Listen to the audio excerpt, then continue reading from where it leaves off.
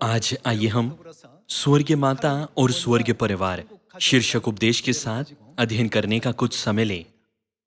संसारिक प्रणाली स्वर्गीय प्रणाली का एक प्रतिरूप और छाया है। तो संसारिक प्रणालियों का ध्यानपूर्वक अध्ययन करके हम स्वर्ग के सिद्धांतों को समझने में सक्षम होंगे।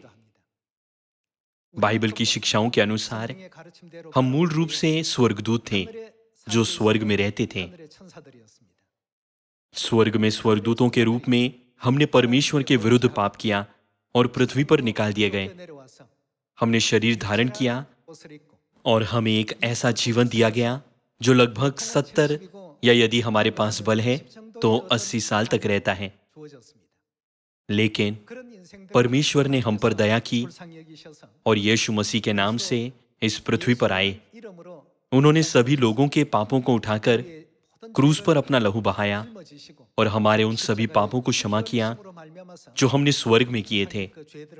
क्या उन्होंने हमें छुटकारे का ऐसा अद्भुत अनुग्रह नहीं दिया? जब हम इस मामले को करीब से देखते हैं तो हम जान सकते हैं कि क्योंकि हम मूल रूप से परमेश्वर के बेटे और बेटियां थे, इसीलिए हम परमेश्वर को पिता कह सकते हैं। लेकिन ये आश्चर्य की बात है कि समुद्र के किनारे के रेत के समान कई चर्च माता परमेश्वर को नहीं खोजते, भले ही वे परमेश्वर को पिता कहकर पुकारते हैं। इस दुनिया का सिद्धांत जिसे परमेश्वर ने बनाया वो इस तरह है कि सभी जीव अपनी माताओं के द्वारा आता है। ये परमेश्वर की इच्छा से था कि दुनिया इस तरह से सृजी जाए। इसीलिए हमारी आत्मिक और अनंत माता का भी स्वर्ग में अस्तित्व होना चाहिए। कई वैज्ञानिक आश्चर्य करते हैं ये जीवन हमें कैसे दिया गया है और ये कहां से शुरू होता है। विभिन्न वैज्ञानिक अध्ययनों के माध्यम से उन्होंने निष्कर्ष निकाला है कि जीवन की शुरुआत केवल एक माता से होती है। विज्ञान दिखाता है कि सभी मनुष्यों में माइटोकॉन्ड्रिया होता है जो उन्हें जीवन शक्ति और चलने की क्षमता देता है।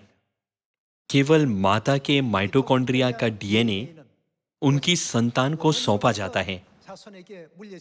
इसीलिए यदि माताएं नहीं होती तो न केवल मनुष्य बल्कि इस दुनिया में कोई भी जीवित प्राणी मौजूद नहीं होता। इसीलिए बाइबल शारीरिक परिवार के माध्यम से सिखाती है कि एक आत्मिक परिवार होना चाहिए। इसीलिए हमारा चर्च सिखाता है कि हमें उद्धार पाने के लिए माता परमेश्वर पर विश्वास करना चाहिए। बाइबल हमें सिखाती है कि अनंत स्वर्ग का राज्य और उद्धार हमें तब दिया जाता है जब हमें न केवल पिता परमेश्वर पर बल्कि माता परमेश्वर पर भी पूरा विश्वास होता है। लेकिन इस संबंध में आज चर्च क्या कहते हैं? जब हम माता परमेश्वर का प्रचार करते हैं तो वे कहते हैं क्या ये विधर्म नहीं है? ये आरोप बाइबल को बनाने वाले परमेश्वर को विधर्मी कहने के समान है। इसी कारण से जब परमेश्वर ने मानव जाति को बाइबल दी तो उन्होंने हमारे लिए ये अंतिम अनुरोध छोड़ दिया। आइए हम प्रकाशित वाक्य अध्याय 22 आयत 18 में परमेश्वर का वचन पढ़ें। अध्याय 22 आयत 18 में लिखा है, मैं हर एक को जो इस पुस्तक की भविष्यवाणी की बातें सुनता है गवाही देता हूं। क्या यह पुस्तक बाइबल को नहीं दर्शाती? यदि कोई मनुष्य इन बातों में कुछ बढ़ाए तो परमेश्वर उन विपत्तियों को जो इस पुस्तक में लिखी है उस पर बढ़ाएगा। विपत्तियों को प्राप्त करने का अर्थ है कि वे उद्धार प्राप्त नहीं कर सकते। यदि कोई इस भविष्यवाणी की पुस्तक की बातों में से कुछ निकाल डाले तो परमेश्वर उस जीवन के वृक्ष और पवित्र नगर में से जिसका वर्णन इस पुस्तक में है उसका भाग निकाल देगा। इसका अर्थ है कि यदि हम बाइबल में कुछ भी बढ़ाते हैं या उसमें से कुछ भी निकालते हैं तो हम बचाए नहीं जा सकते और स्वर्ग नहीं जा सकते। हमें परमेश्वर के वचन को वैसे ही स्वीकार करना चाहिए जैसे वो हैं। हम इस दुनिया की रीति रिवाजों, उनके मूल्यों या किसी भी मौजूदा सिद्धांत से बंधे जाकर बाइबल के वचनों की अवहेलना नहीं करनी चाहिए। फिर आइए हम इब्रानियों अध्याय 8 पर जाकर सांसारिक प्रणालियों और स्वर्गीय प्रणालियों के बीच के संबंध को देखें। आइए हम इब्रानियों की पुस्तक अध्याय 8 आयत 5 में परमेश्वर की शिक्षा देखें। इब्रानियों अध्याय 8 आयत 5 में लिखा है, वे स्वर्ग में की वस्तुओं के क्या प्रतिरूप और प्रतिबिंब की सेवा करते हैं। जैसे जब मूसा तंबू बनाने पर था तो उसे यह चेतावनी मिली, देख, जो नमूना तुझे पहाड़ पर दिखाया गया था उसके अनुसार सब कुछ बनाना। जब मूसा तंबू का निर्माण करने पर था तो परमेश्वर ने पहले उसे एक दर्शन के द्वारा स्वर्गीय मंदिर दिखाया और परमेश्वर ने उसे स्वर्गीय मंदिर के प्रतिरूप के रूप में पृथ्वी पर तंबू बनाने के लिए कहा। पृथ्वी पर बना तंबू उसका एक प्रतिरूप और छाया है जो स्वर्ग में है। केवल संसारिक तंबू ही स्वर्ग में मौजूद वस्तु का प्रतिरूप और छाया नहीं है। अब आइए हम स्वर्गीय परिवार के बारे में अधिक विस्तार से समझें। प्रकाशित वाक्य की पुस्तक अध्याय 4 और रोमियो की पुस्तक अध्याय 1 दोनों में लिखा है कि इस पृथ्वी पर कुछ भी परमेश्वर की इच्छा के बिना नहीं बनाया गया था। हर चीज को एक विशिष्ट अर्थ के साथ बनाया गया था। बाइबल की शिक्षाओं का पालन करते हुए हम परमेश्वर को पिता परमेश्वर कहते हैं और विश्वास में एक दूसरे को भाइयों और बहनों के रूप में मानते हैं। इस तरह परमेश्वर हमें आत्मिक दुनिया में हमारे संबंध के बारे में सिखाते हैं। फिर आइए हम परिवार प्रणाली के सदस्यों के बारे में सोचें। एक पिता होता है, बच्चे भी हैं। वहां और कौन होता है? एक माता होती है। एक परिवार जो इन सभी सदस्यों से बना है एक पूर्ण परिवार माना जा सकता है। यीशु ने स्वयं हमें बाइबल की 66 पुस्तकों में यह सिखाया है। इसीलिए आज सबसे बढ़कर हमें परिवार प्रणाली को स्पष्ट रूप से समझना चाहिए। इसके द्वारा हम उन चर्चों में से जिनमें हम उद्धार प्राप्त नहीं कर सकते, उस सच्चे चर्च को पहचानने में सक्षम होंगे जिसमें हम उद्धार प्राप्त कर सकते हैं। सबसे पहले आइए हम ये देखने के लिए कि क्या स्वर्ग में पिता हैं जैसे इस पृथ्वी पर हमारे पास मानव पिता हैं। इब्रानियों अध्याय 12 पर एक नजर डालें। आइए हम इब्रानियों की पुस्तक अध्याय 12 आयत 9 पर जाएं। अध्याय 12 आयत 9 में लिखा है, फिर जबकि हमारे किस तरह के पिता, शारीरिक पिता भी हमारी ताड़ना किया करते थे और हमने उनका आदर किया, तो क्या आत्माओं के पिता के और भी अधीन न रहें जिससे हम जीवित रहें। बाइबल हमें स्पष्ट रूप से सिखाती है कि हमारे पास हमारी आत्माओं के पिता हैं, जैसे हमारे पास हमारे मानव पिता हैं जो एक प्रतिरूप और छाया के रूप में कार्य करते हैं। यदि आप शब्दकोश में पिता शब्द का अर्थ देखें तो यह बताता है कि पिता एक ऐसा मनुष्य है जिसके पास एक संतान होती है। तब क्या इसका मतलब यह नहीं है कि परमेश्वर के बेटे और बेटियां हैं जो उन्हें पिता कह सकते हैं? भले ही कोई व्यक्ति 60 या 70 वर्ष का हो जाता है, लेकिन यदि उसके पास संतान नहीं है तो वो पिता नहीं बन सकता। इसका मतलब है कि उसके पास एक संतान होनी चाहिए। तब क्या बाइबल कहती है कि हम जो परमेश्वर पर विश्वास करते हैं उनकी संतान हैं? आइए हम दूसरा कोरिन्थियों अध्याय 6 खोलें। आइए हम अध्याय 6 आयत 17 पर एक नजर डालें।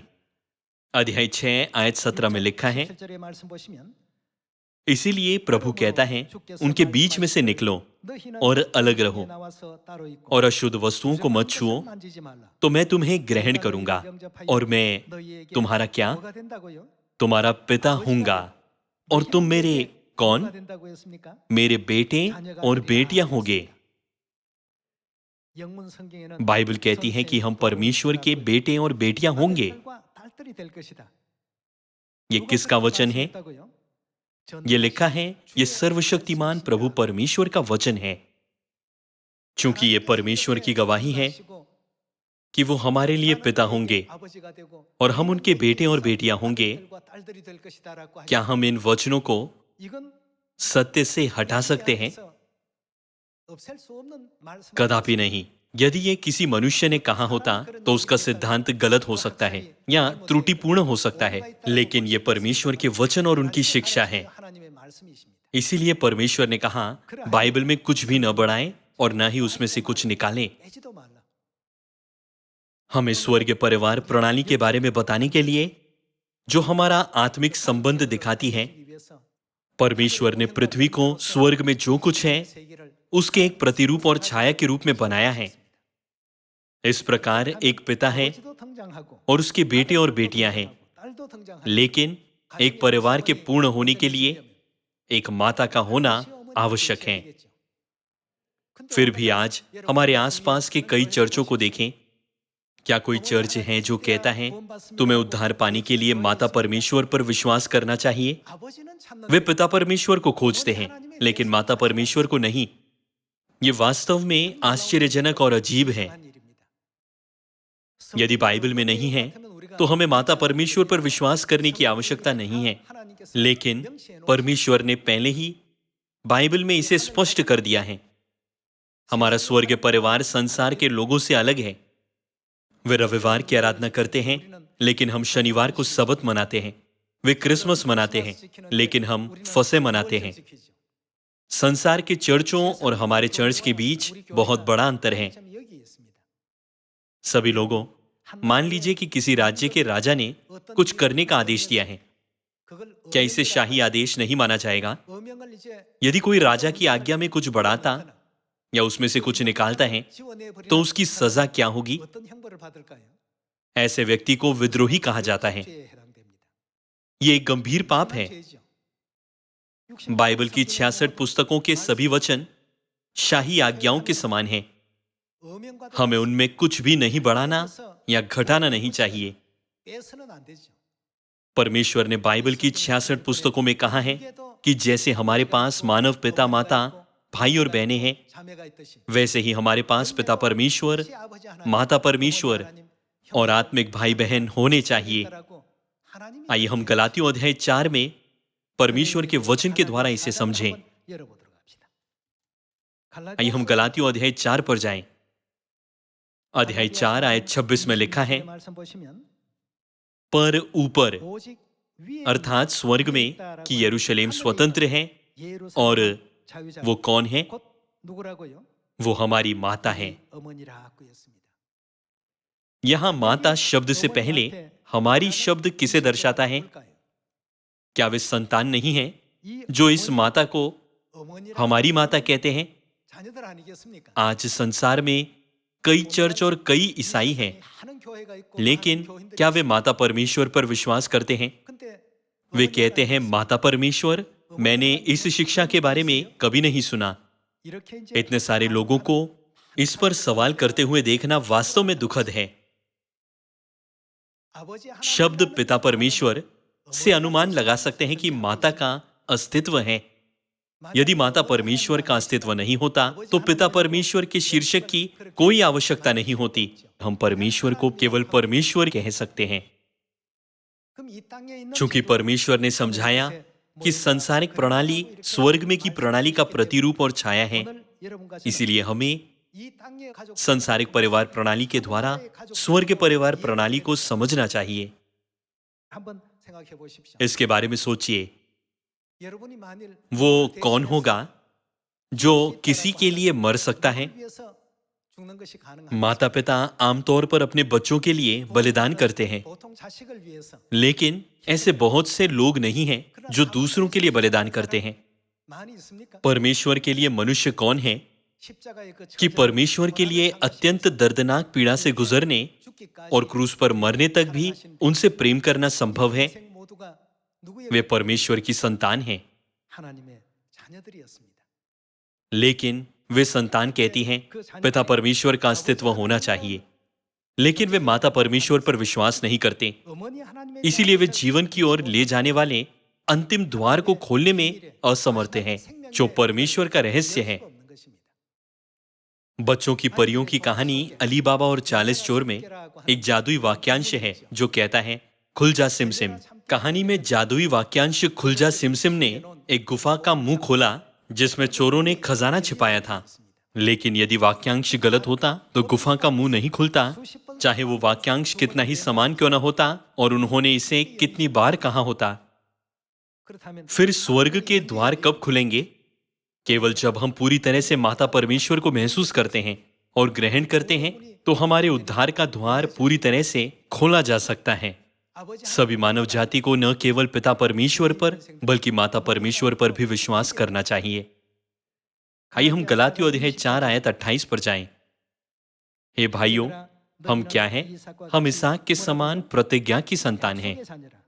और जैसे उस समय शरीर के अनुसार जन्मा हुआ आत्मा के अनुसार जन्मे हुओं को सताता था, वैसे ही अब भी होता है। सताए जा रहे लोगों और सताने वालों के बीच अंतर को ध्यान में रखें।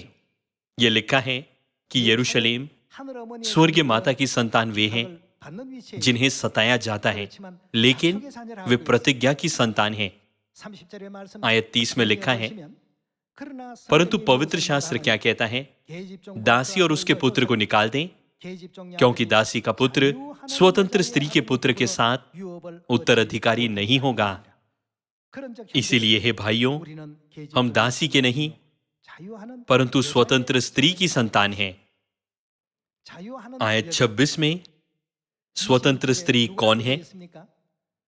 पर ऊपर की यरूशलेम स्वतंत्र है और वो हमारी माता है। वे लोग प्रतिज्ञा की संतान हैं जिनसे परमेश्वर ने उद्धार की प्रतिज्ञा की है। इन दिनों कई चर्च और लोग हैं जो परमेश्वर पर विश्वास करने का दावा करते हैं, लेकिन यह अजीब बात है कि वे माता परमेश्वर को नहीं खोजते। यह अजीब क्यों है? बाइबल में कई बार माता परमेश्वर का उल्लेख किया गया है।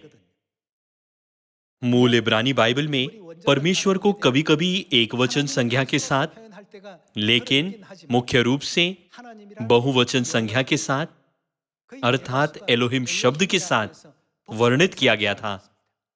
बाइबल के मूल पाठ ने लगभग 2500 बार गवाही दी कि हमारे पास पिता परमेश्वर और माता परमेश्वर भी है।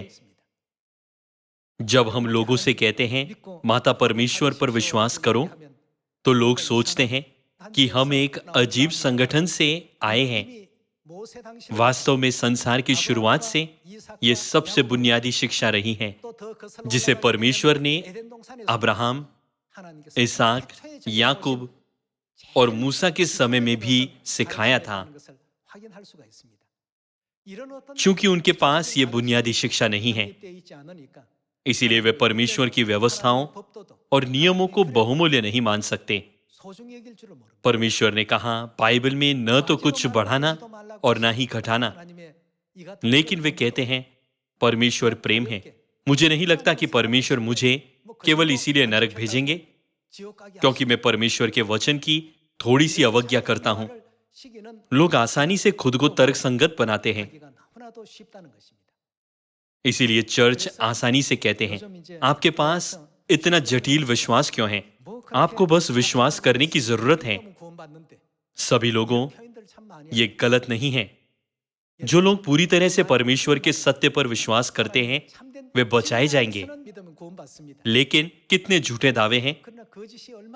मत्ती अध्याय 7 में लिखा है, झूठे भविष्यवक्ताओं से सावधान रहो, सचेत रहो।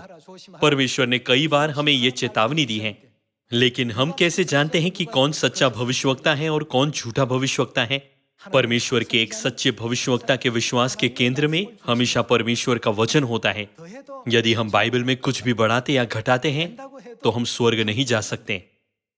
तब क्या हम कह सकते हैं कि माता परमेश्वर का वास्तव में अस्तित्व है या उनका कोई अस्तित्व नहीं है? क्या हमें माता परमेश्वर पर अपना विश्वास बनाए रखना चाहिए या अपना विश्वास छोड़ देना चाहिए? आत्मिक रूप से हम कह सकते हैं कि सारी मानव जाति एक चौराहे पर है।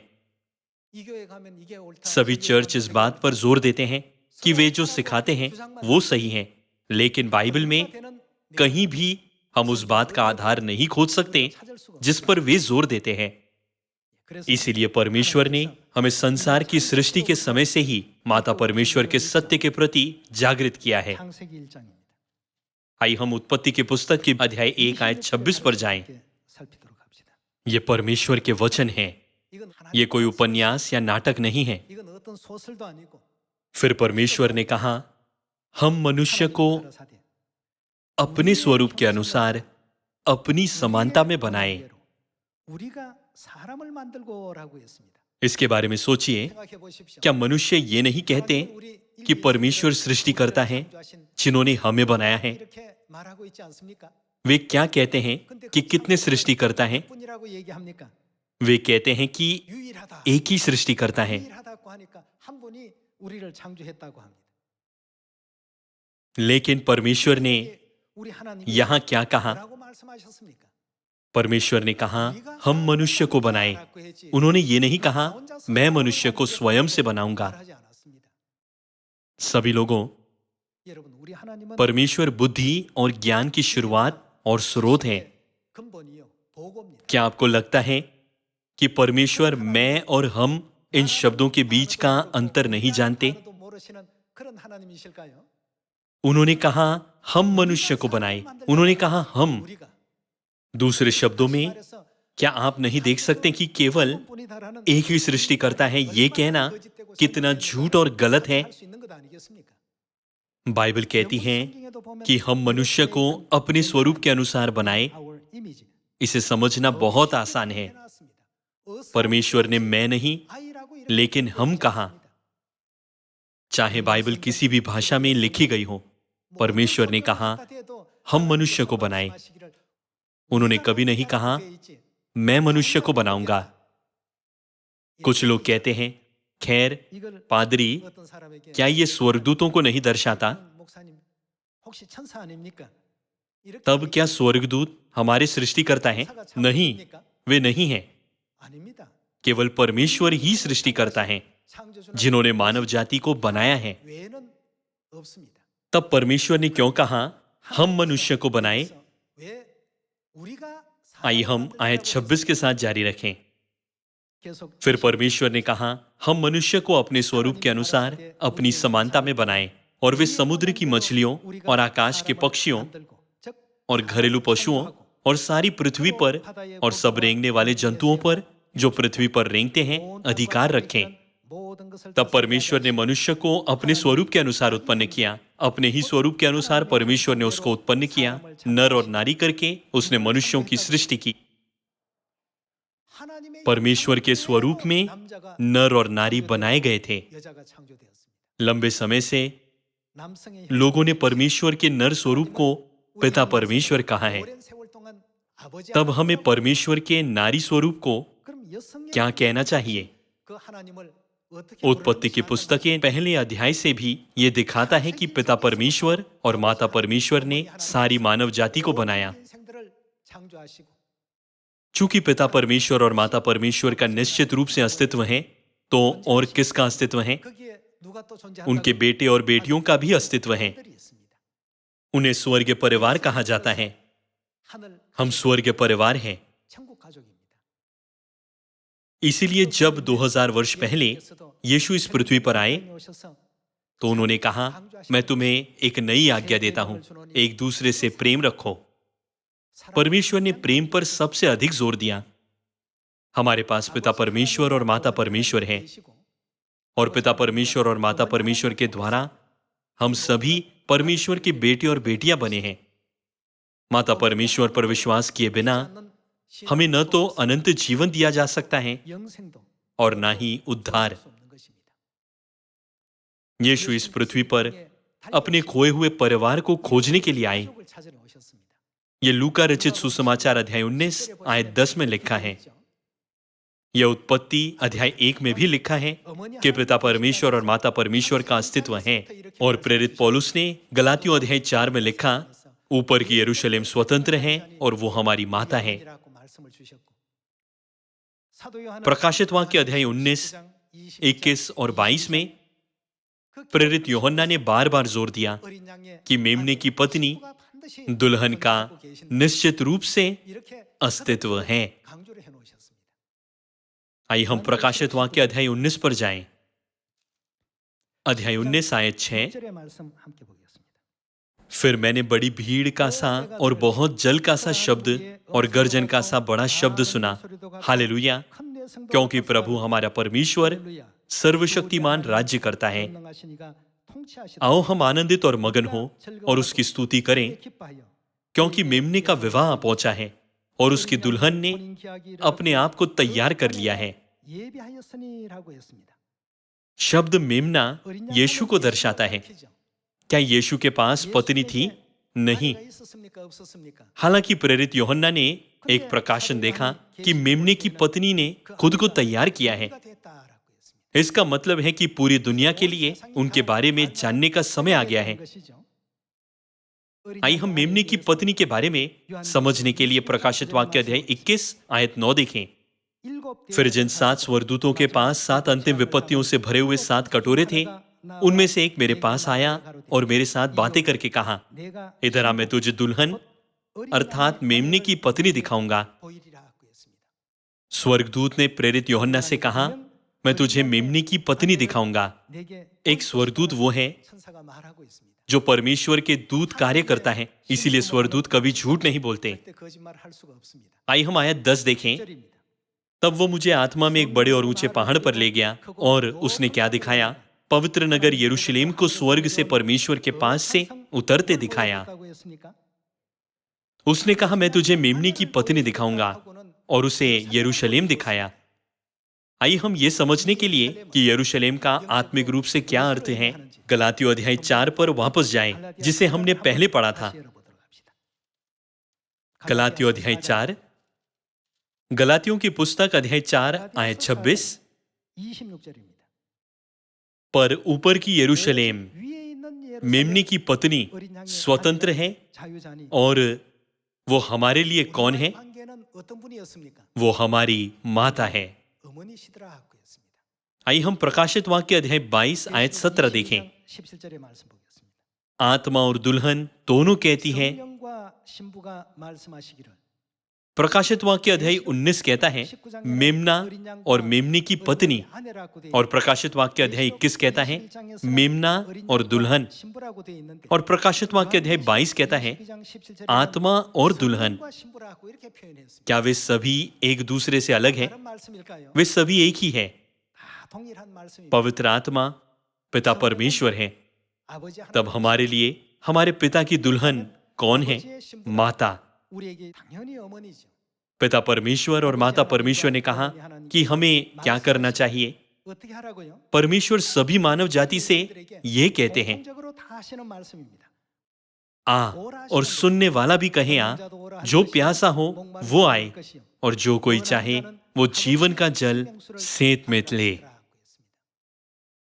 बाइबल की 66 पुस्तकें उत्पत्ति अध्याय 1 में पिता परमेश्वर और माता परमेश्वर के साथ शुरू होती हैं, और प्रकाशित वाक्य अध्याय 22 में हमें पिता परमेश्वर और माता परमेश्वर यानी आत्मा और दुल्हन के पास आने के लिए कहते हुए समाप्त होती है। हमें बाइबल की शिक्षाओं को नजरअंदाज नहीं करना चाहिए या उनसे मन नहीं फिराना चाहिए।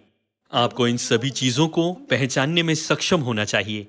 भले ही माता परमेश्वर का सत्य बाइबल में लिखा गया है, लेकिन ऐसा कैसे है कि दुनिया भर के बाइबल के सभी विद्वान और विशेषज्ञ इसके बारे में नहीं जानते? हम वास्तव में धन्य लोग हैं।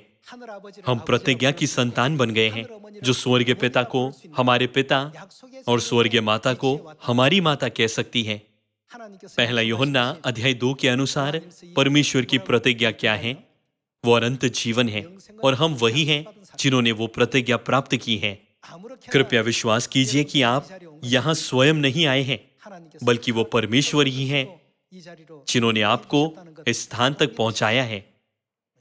हमारे स्वर्गीय परिवार के सदस्य दुनिया भर से एक एक करके सियोन में वापस आ रहे हैं। जब वे सियोन लौटते हैं तो उन्हें सोचने की जरूरत होती है, क्या ये स्वर्ग जाने का मार्ग है? क्या ये मार्ग मुझे परमेश्वर तक ले जाएगा? हमें भी उस पर दस्तक देने की जरूरत है। हमें इसकी पुष्टि करने की आवश्यकता है। किससे? हमें हमेशा बाइबल से इसकी पुष्टि करनी चाहिए। हमें एक जाल में नहीं पड़ना चाहिए, भले ही वो प्रशंसनीय और तार्किक लगे। केवल परमेश्वर का वचन जो हमें उद्धार देता है, हमारा मूल मार्गदर्शक होना चाहिए। चूंकि बाइबल स्पष्ट रूप से माता परमेश्वर की गवाही देती है, तो हमें क्या करना चाहिए? हमें वैसे ही पालन करना और विश्वास करना चाहिए जैसे बाइबल में लिखा गया है। क्या ये परमेश्वर पर विश्वास करने का सबसे अच्छा तरीका नहीं है? मैं आप सभी से परमेश्वर के बेटे और बेटियां बनने के लिए कहता हूं, जो परमेश्वर के वचन का अधिक यत्न से अध्ययन करके परमेश्वर की महिमा को प्रदर्शित कर सकते हैं, ताकि पवित्र आत्मा की आशीषें दुनिया भर के सियोन में बहुतायत से बह सकें। इसके द्वारा मैं आज के उपदेश को समाप्त करना चाहूंगा। आपका बहुत बहुत धन्यवाद।